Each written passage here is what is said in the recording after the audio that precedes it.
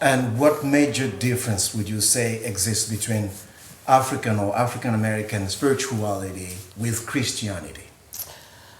Well, probably the biggest difference would be in African spirituality, and again, even with I talk about African spirituality, but it's a misnomer to say African, because it's really the spiritualities of the different peoples, the Igbo, the Yoruba, the different peoples of Africa. They have their own different spiritualities, but at the same time, they do have some similarities in terms of what we call the African traditional religions. And that's really what differs the most, is that their encounters with God were very different. Africans encountered Christianity for the most part, and I'm going to expand on that, during the period of colonization.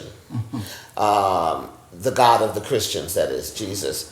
Whereas African Americans were enslaved. Africans weren't enslaved, but they were colonized. And there is a difference there.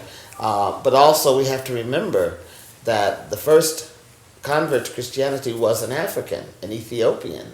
So we have that difference as well.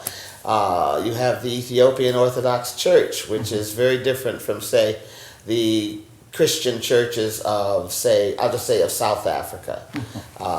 So the biggest differences would, again, be when they experienced or were exposed to Christianity, but also what they brought to Christianity. Africans brought the experience of colonization, which was horrific in its own self, but was not the same as the experience of slavery, where a person did not even have their own life, control of their own life, ownership, I guess you would say, of their own life. As well, they did not have, in many ways, well, they'd lost their homes. They'd lost their families. There was a total sense of abandonment. So again, they brought those differences, and that certainly affects a person's spirituality.